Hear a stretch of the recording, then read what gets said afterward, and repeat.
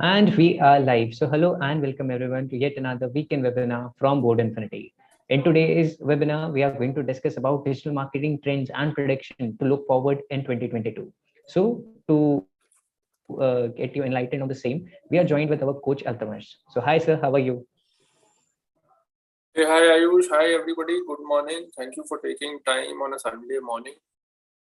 I am doing great. I hope everybody is doing great as well. Right. So, sir, before we get started with the session, let's first get started with your introduction itself, and then we can take forward the session. Cool. So I think my introduction also involves a lot of emergence of the digital marketing field because I started my career. So I am a engineering background. I am a computer science graduate from JSS College of Engineering, Noida. Right. I passed out there in 2012. For a year, I worked for a small software company, startup company in Noida. I think those were not the times when working in a startup was a luxury as it is today. Right. Then I decided that, okay, let's go ahead and complete my education. So I went to IIM Indore 2013 to 15. I did my MBA from IIM Indore.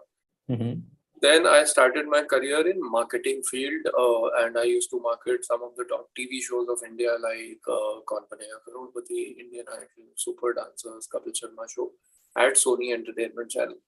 So those were the times when digital marketing was very in the evolutionary space, I would say, right? I mean, 2015, 16 were not the times when everybody had a smartphone with a Facebook account, with a WhatsApp account, with an Instagram account. Then I think in 2019, I decided that, okay, now I'm bored out of the media industry and I went to a very boring industry, which is life insurance.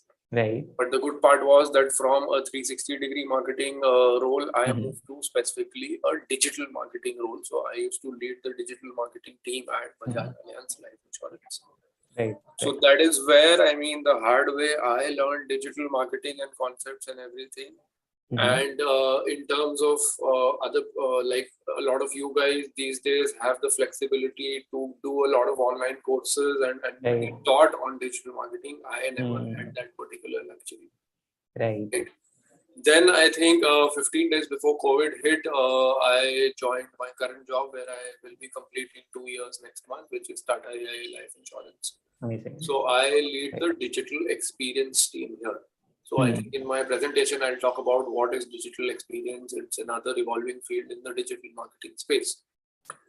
So that is all about my professional journey. In terms of personal things, I love to stay fit. I love to work out. I love to travel. I have traveled almost 26 countries so far, and I plan to travel all the 196 before I die.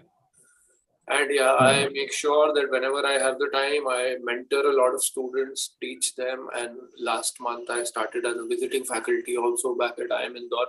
Right. I think with Board Infinity, now I'll be almost completing 2.5 years when I will be, I have been associated with you.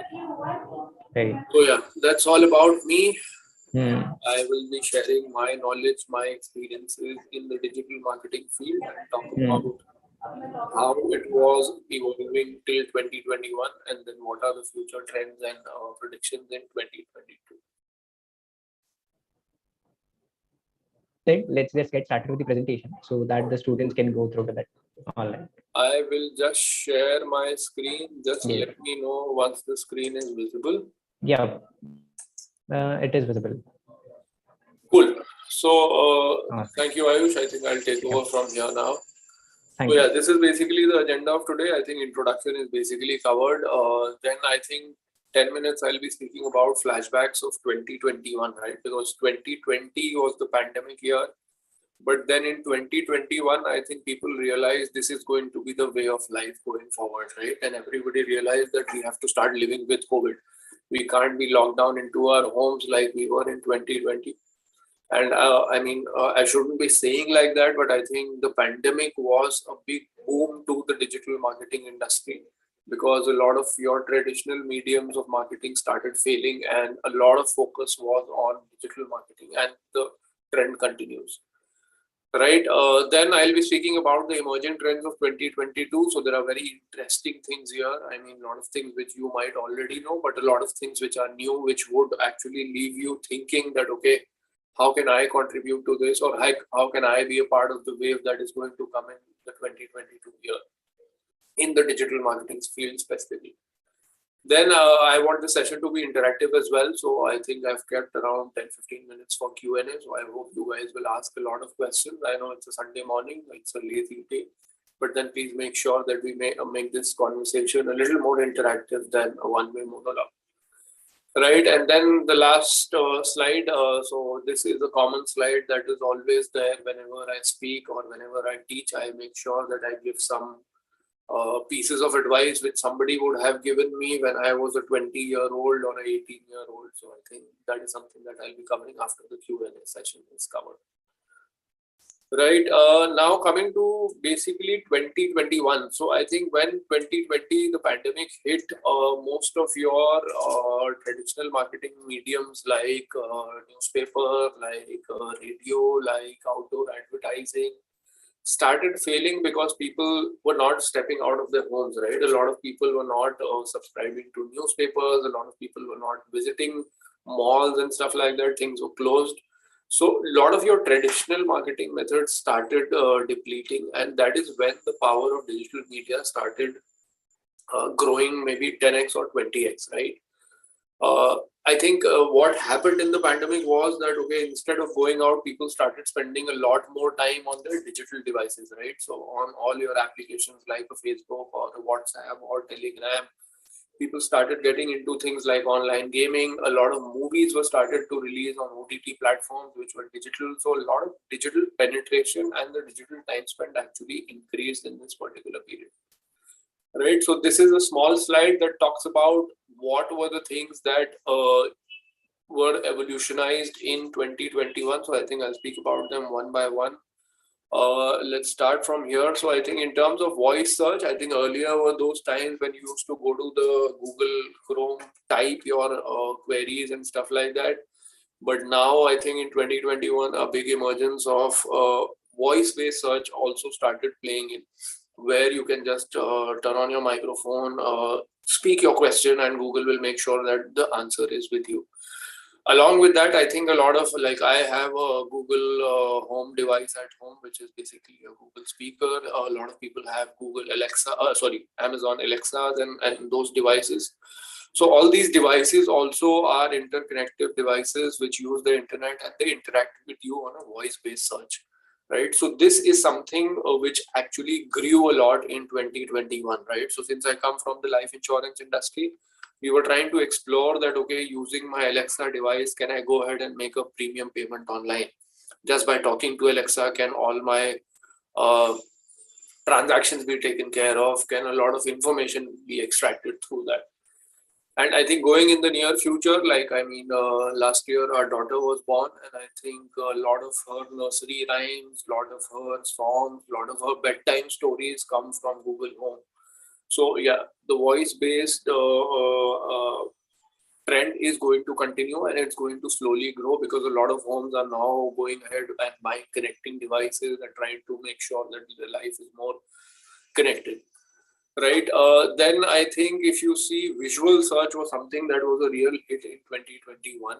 If you see, I think Myntra and all of those fashion websites gave you features where you can actually, if your friend is wearing a nice outfit, you can just click a picture and search for that outfit, and the app will tell you that, okay, what is the price of that outfit? Can you buy that outfit with us or not? And all of those details. So a lot of applications started realizing the power that, okay, why does somebody has to type, or why does even somebody has to speak? Why can't it be as simple as just clicking a picture, and we'll make sure that using that picture, we'll give you recommendations, we'll give you answers to your questions. Then I think the online reviews part was a very major hit in 2021, because I think you can go to Amazon, you can go to Google reviews, you can go to mouthshut.com, you can go to Quora. A lot of people started realizing the fact that, okay, the first-hand review is something that they usually would want to consider when they are buying something new. So if you talk about me, I think last month I bought a phone for my dad, and I made sure that I read almost 20-25 reviews, despite the fact that the phone was a super hit brand Samsung phone, a super hit model, and everything was there. But then I read reviews in detail, tried to understand that, okay, are they real, are they forged, or if I could go ahead and make a better decision reading all of those reviews. Right, so a lot of brands these days have started focusing on the reviews on platforms like Amazon, Flipkart, anywhere where they have online presence. Could be just be a Google search. So like when I, again, giving you an example of the life insurance space, so we almost had almost 600 branches at Bajaj Allianz Life before COVID hit. So what we did was we tried to make sure that all the branches, when you search for a branch, let's say you search a branch in Mumbai, right? So you get a list of branches. Along with that, you get reviews and ratings as well. So we made sure that people talk good about our branches, so that if, let's say, a branch is rated 4.5 out of 5, you would want to go there and experience that itself, compared to a branch which would, let's say, be only rated 1 out of 5. So I think online reviews is something which was a major trend in 2021, and I think going forward that is going to continue in 2022 as well. Right.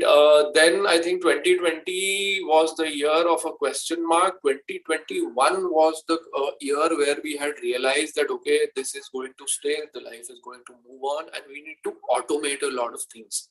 Right. That is when use of artificial intelligence, use of big data, and all of those things also started to propel in a very high speed. So if you see, I think PPC campaigns and their performance were also automated by tweaking ad campaigns and seeing that, okay, can we automatically track data? I mean, why is there a human intervention needed? Maybe a bot can do that for you, or maybe a program which you can write can actually help you in doing that. Right. So it's basically reducing human intervention from your PPC performance campaigns. PPC is pay-per-click. I hope all of you guys already know, because you are students of digital marketing. Then I think no-click searches or featured snippets is a very, very cool thing that started gaining momentum in 2020 itself, but 2021 was when a lot of people started adopting it. So if you just go ahead and ask, type your question in Google, you usually see a featured answer that will come up, right? The first column is basically where Google automatically gives you that answer. And then there will be articles and there will be other things which are basically below that. But then how this happens is, if your website is actually optimized or your blog pages are usually optimized, then you will start appearing in those featured snippets, right? Then you will not have to spend a lot of money on SEO, SEM and advertising, so that if, let's say, I search about what is life insurance, right? So my blog would be covering what is life insurance. It might come in the featured snippet space if my website is well optimized. If not, then I will have to spend money on SEO, SEM and a lot of other things to make sure that when person is searching life insurance, Bajaj Allianz usually comes at the top. Right. So if you see the numbers, 12.29% of the search queries have featured snippets in their search results. I think if people who are still wondering what is featured snippet, just go and type on Google a question, any question that you would want, you will always see on the top, there are 4 or 5 lines of answers with a featured article in that. Right.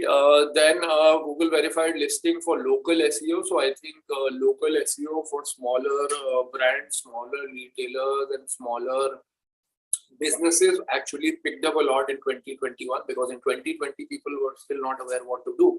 In 2021, everybody had realized that, okay, the way forward is digital, right? I mean, even if I am a small kirana shop owner in Mumbai, I would want to make sure that I can get leverage with all these online delivery platforms, which could be, let's say, a Swiggy, a Zomato, a Instamart, Grofers, which has now changed its name to Blinkist, right?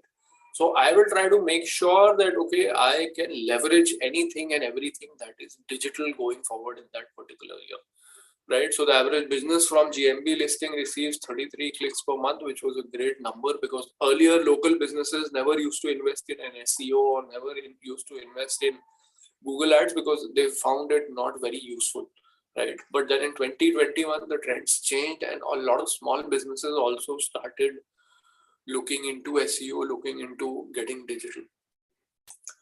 right? So all that was basically 2021. Now this session is basically about what will or what might or what can happen in the year 2022, right? So these are some of the trends and the predictions that I have tried to highlight on this particular slide. Some are actually from my experiences, because our CEO has also given a lot of mandates to the digital experience team, and I will be talking about all of these in detail.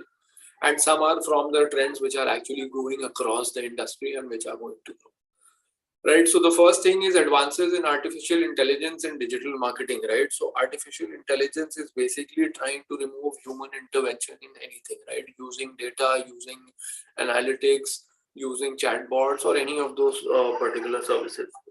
Since digital marketing basically involves a lot of data, right? I mean, any campaign that you run or any particular field that you get into, like let's say a social media campaign or a social media post even, right? There's a lot of data which is generated with it, that okay, who saw it, did they see it till the starting, did they click on skip the ad, did they actually end up watching half of that particular video or 75% of that video, or they ended up watching the complete video, or they ended up watching the complete video and they clicked to your website and went to your website. When they came to your website, how many people actually ended up buying your product, how many just read something and left off, what was the time spent there. So there's a lot of amount of data which actually gets involved when you do campaigns on digital marketing, or you are trying to optimize your website using digital marketing. So since the amount of data is so huge, and I think like you guys would have seen, the knowledge and the training of digital marketing is still very niche in this particular country, right? I mean, I can't go ahead and say to somebody that okay, I have done an MBA in digital marketing from IIM Indore, because no institute actually right now gives that particular MBA, right? So the credibility is a problem, and then second is training with people is a problem. So that is why I think this is going to be the trend in 2022, since there is not a lot of trained people. We will try to make sure that using artificial intelligence, we are able to improve our digital marketing efforts, optimize our campaigns, and try to make sure that we are improving in the digital marketing space. Right. So I think, like I said, this is something that was there in 2021 as well. But I think going forward, you will see a lot of increase in this particular thing as well. Then comes your increase in the use of voice assistants and chatbots, right? I mean, these days, I am sure you guys would be ordering food from Swiggy and Zomato. I mean, 5 years down the line, you always had a customer care number. You can go ahead and raise a complaint, but now that is almost non-existent, right? Because having a chatbot is much, much, much cheaper than actually hiring 5 or 10 people to go ahead and answer calls. So now these days, what brands have done is they've tried to make sure that they are cutting costs on their call centers and physical employees. And they've tried to go ahead and use voice assistants or use chatbots.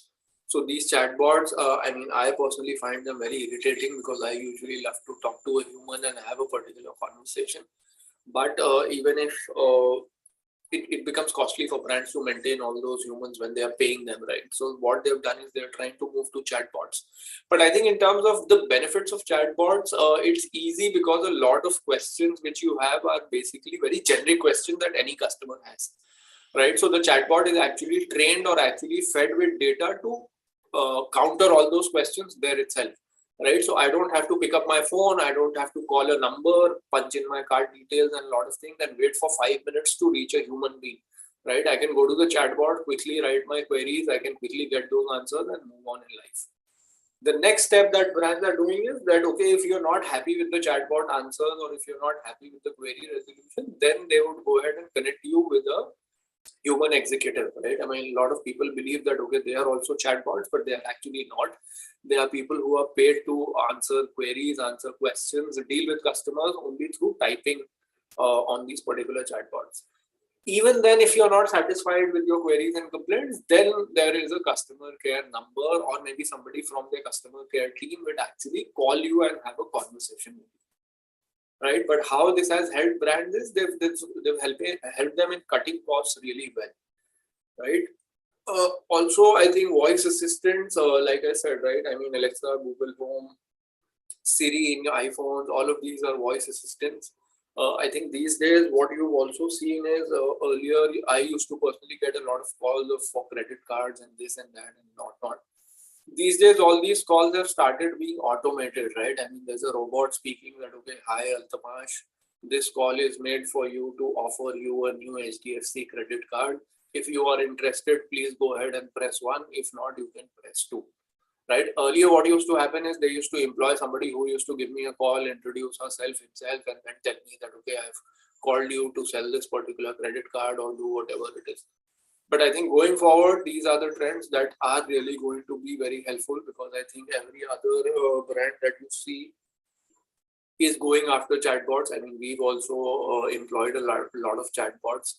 And not only customer service, right? I mean, we are trying to give people experience of buying things through chatbots as well, right? I mean, if you see these days, a lot of Amazon, a lot of brands have automated WhatsApp numbers, right?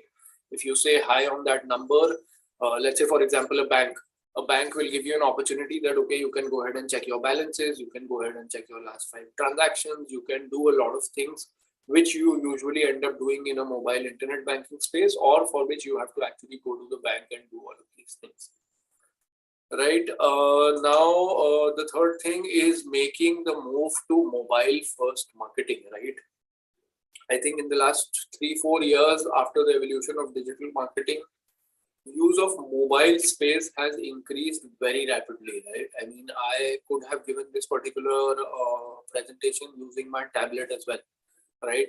But right now I prefer using it a desktop because it's more convenient. But I think 99% people in this particular call might be connected from their phones as well, right? Because the effort is less.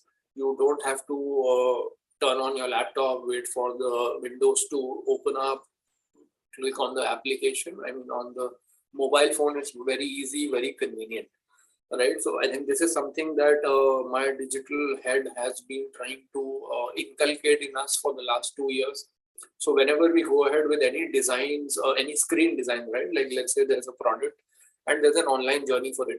The first questions that he used to ask us is, where is the mobile design for it? Because our approach was that, okay, we want to be mobile first in designing. But here it's mobile first in marketing, because a lot of people are on their mobiles and they are comfortable using their mobile phones for a lot of things. So if you have to show me an ad, it would be better if you show me an ad on my mobile phone rather than showing me an ad when I'm actually on my desktop, right? You don't open a desktop to search directions on Google Map, right? You do it on your mobile phone. Correct. So a lot of places where actually mobile is very much convenient and it is being used. So I think in 2022, a lot of brands will also focus on mobile first marketing, because mobile is basically becoming the first preference in terms of usage of device, right? Then this is a very important term. I don't know if you people would have heard of it or not. Maybe you can go ahead and read afterwards. So I'm just typing it here. So this is basically omnichannel marketing, right?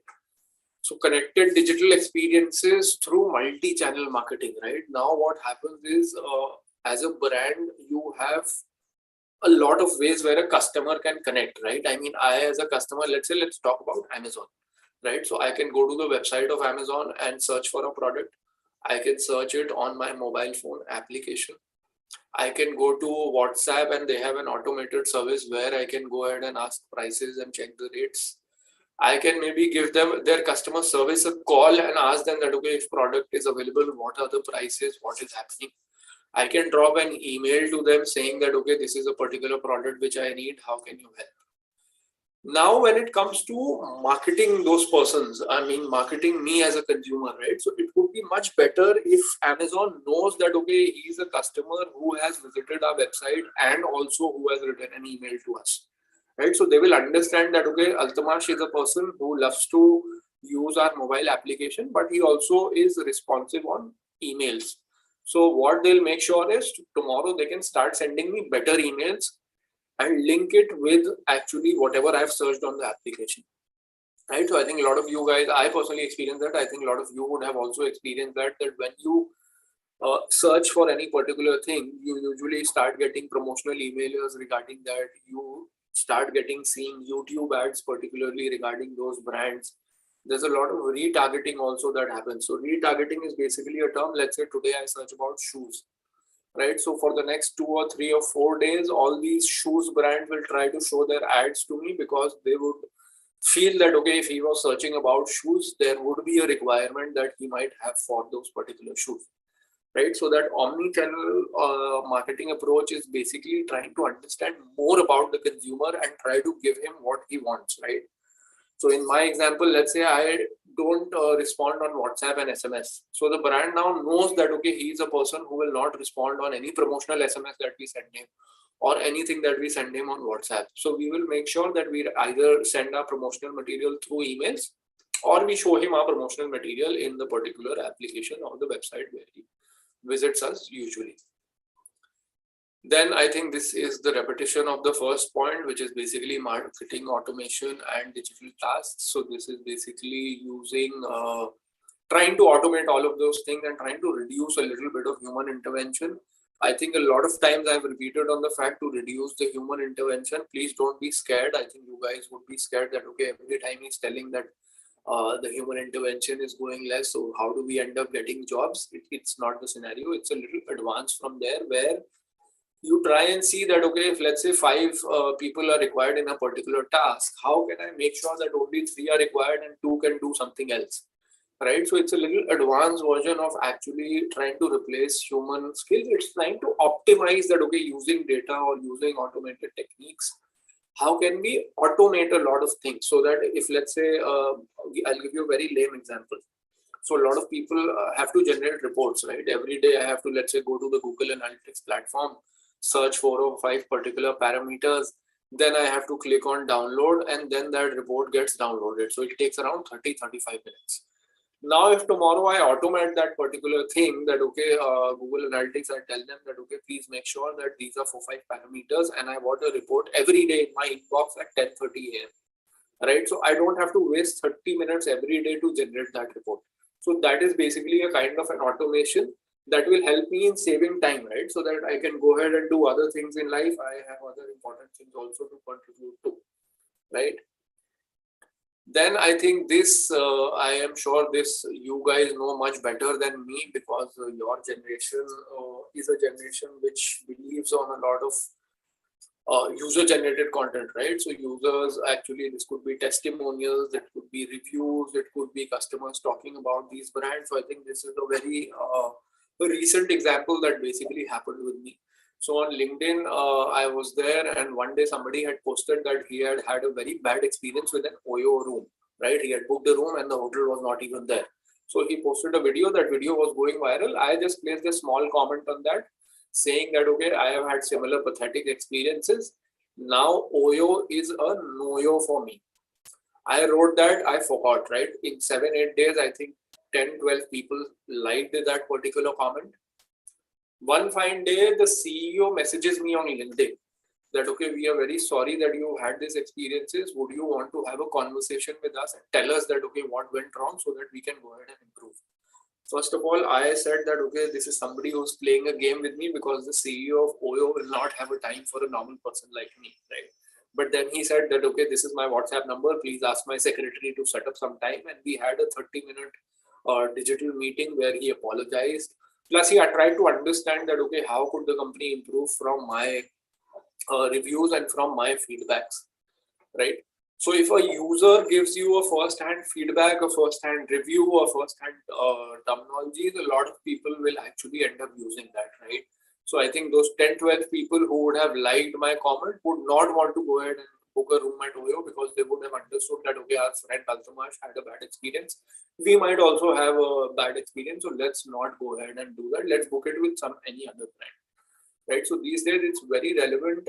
People believe in a lot of things. I think earlier days when I was young, if Amitabh Bachchan is, let's say, endorsing a particular product, everybody will blindly believe that, okay, that product is good, even if it's good or even if it's good bad. But now I think with consumers becoming very smart, which all of you guys trying to do a lot of research before buying products, and now customer has a lot of data and a lot of places where he can go ahead and make himself smart and intelligent before making a buying decision, right? So this is something which is really catching up, and I think in 2022 and going forward, this will be a great trend that you will see that okay, people will not blindly end up believing in brand ambassadors or in products or brands. Then I think recently everyone would be aware, right, that okay, Facebook changed their name to Meta. So Meta is basically a universe that is completely based on AR and VR. AR is basically augmented reality and VR is virtual reality, where they are trying to create a space which could be completely imaginary and in the digital environment, right? Like I think today I was reading in the newspaper that somebody had a marriage in India which was actually conducted on Meta, which is basically an artificial world. And they got that recorded, and I think now for that recording they have floated an NFT. NFT is basically a cryptocurrency, right?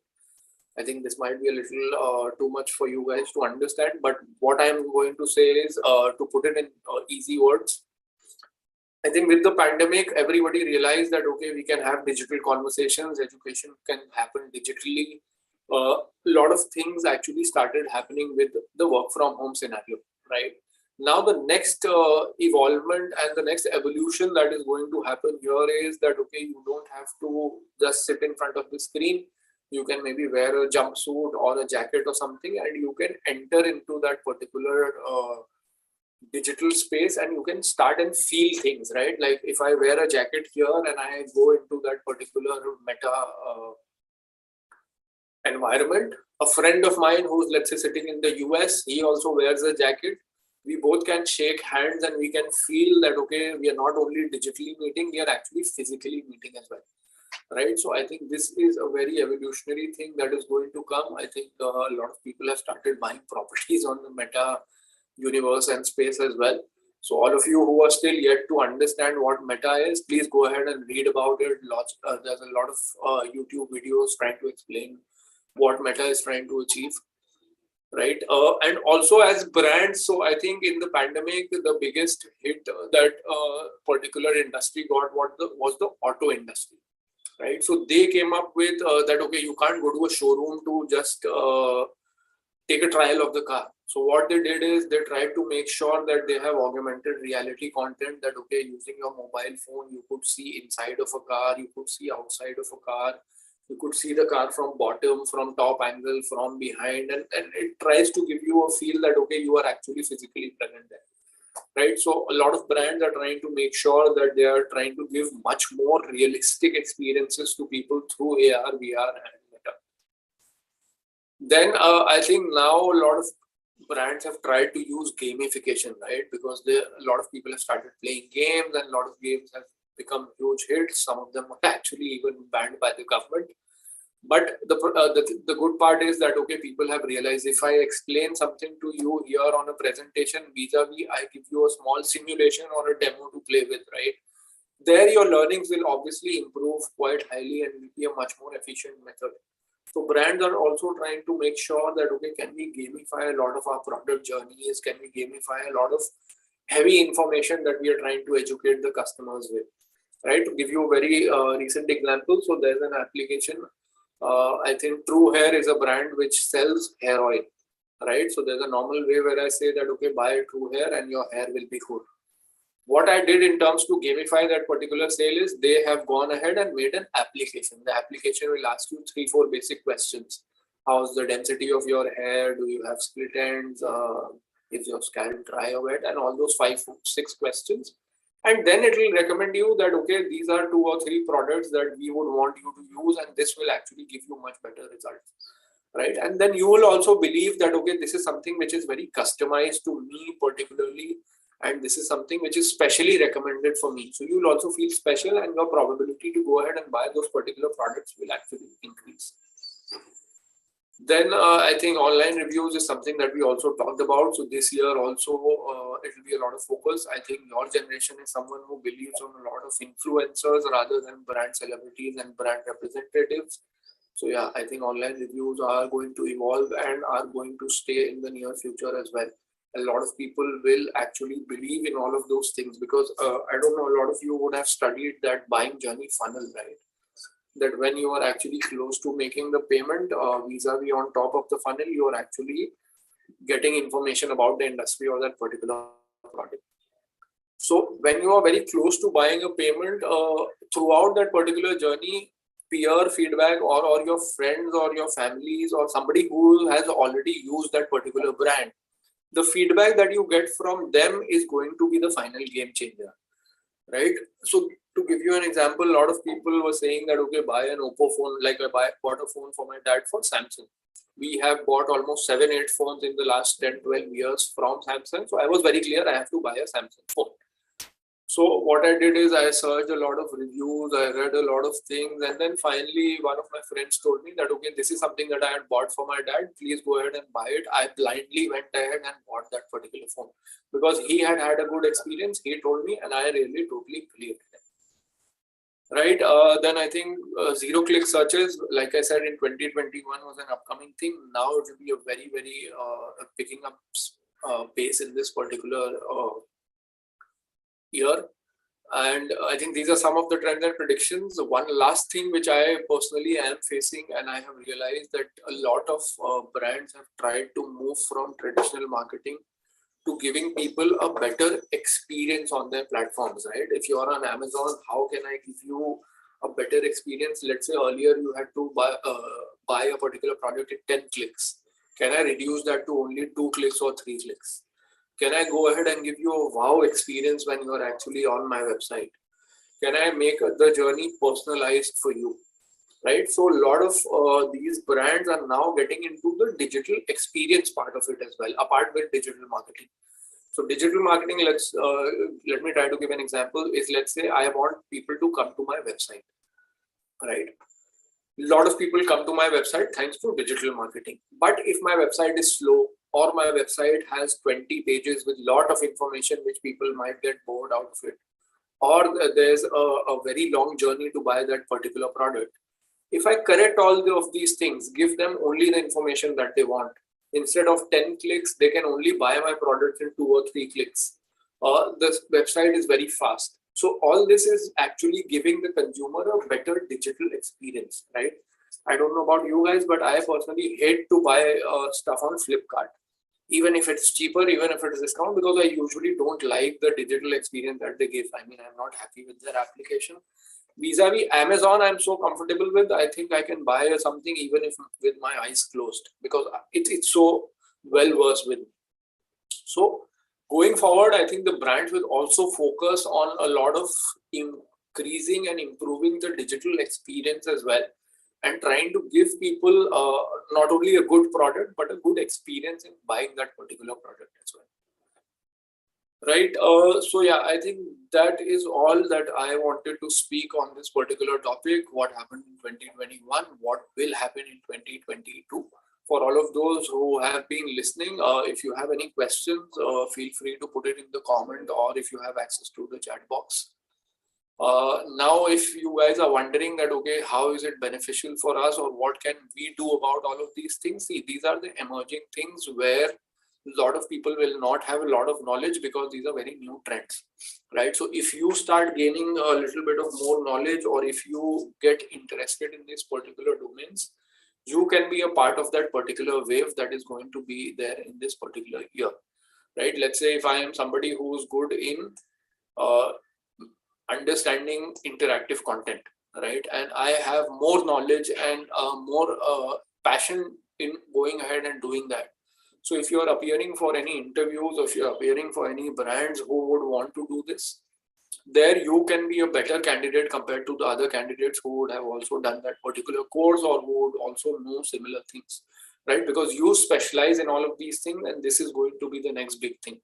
So it's good for you guys. Whatever things that interested you here, you can read about them more and try to understand that, okay, how can you be a part of that particular wave? So yeah, I think Ayush, that is all from my side. If there are any questions, feel free to ask. Right. So I don't see any questions coming in at the moment.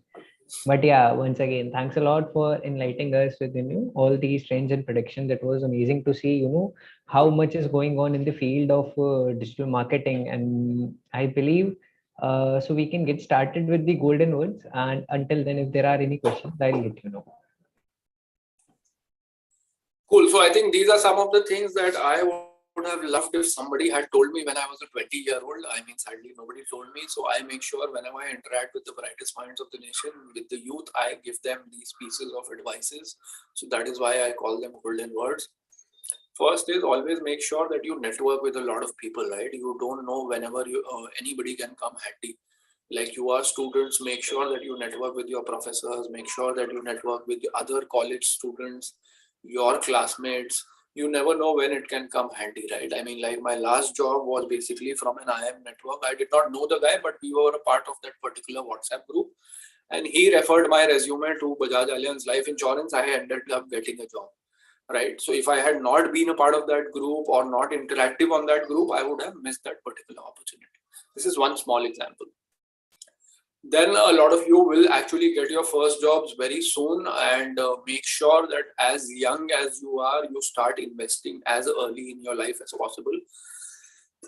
I know you would have plans that okay, first salary I have to buy XYZ things, I have to buy gifts and all of those things. Do that, but then make sure you start investing early and make investing as a habit, right?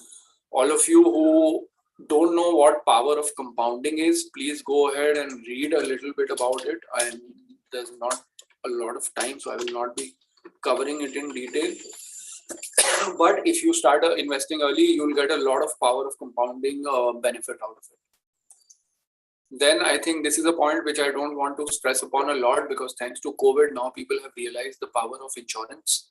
One is health insurance. The second is term insurance. All of you who don't know what these are, please go to Google and read that. I come from a life insurance industry. I will not say that, okay, buy my company's products or whatever. I'm not doing that. Just I'm trying to tell you that, okay, please make sure that you buy them when you are young. If you are young and you buy these particular products, you will have to pay a very less price compared to if you have to buy the same thing at my age, which is like, let's say 32. So I bought a term plan when I was 25-year-old, and for the next 25 years, I am paying a very less premium.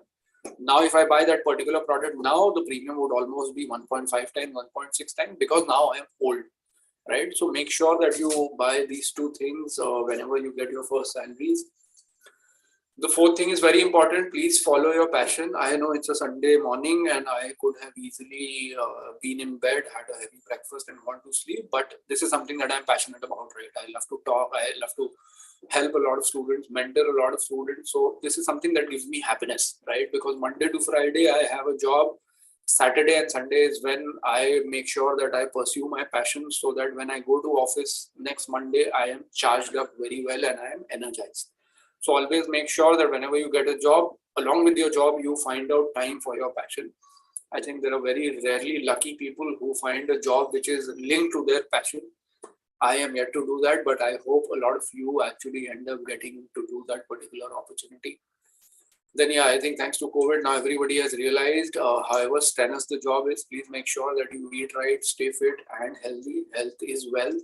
And now with life expectancies in India increasing to 80, 90 years of age, you would not want to go ahead and spend your later years in your life in a hospital, right? I mean, you would want to stay active. So for that, you will have to start preparing from today when you're young. Then I think this is something which is very important for you. Never settle in your comfort zone, right? A lot of people are happy that, okay, this is something that I do every day and this is what I'm going to do for the rest of my life. No, that will not help you in growing unless and until you are challenging yourself, you are getting out of that comfort zone and doing things, you will not grow in life. So make sure, like I switched jobs when I realized that, okay, there's nothing much to learn. Every day it's the same thing and I can't do that for the rest of my life, else I will not grow, right? So that is when I decided to switch a job. It's not only with job, it could be anything, right? Like I was very comfortable in sitting and watching Netflix. I gained 10 kgs of weight. Right, then I realized that, okay, I need to do something about it, and then I started exercising back again, and now I've lost quite a few of it, and still it's in progress. Nobody put up the question, but I think this is something that I would want to say about questions. No question is too stupid. So please make sure that you ask a lot of questions and you get your doubts clarified. So yeah, I think that's all from my side. I wish you guys all the very best and a very happy new year as well. If you guys would want to connect with me, these are some of my handles and point of contacts. More than happy to connect. All right. So thanks a lot, Altamash sir, once again. With that being said, viewers, I hope you find this session very much valuable. And once again, thank you, sir, for joining. Have a good day. Thank you guys. All the very best and have a great Sunday ahead.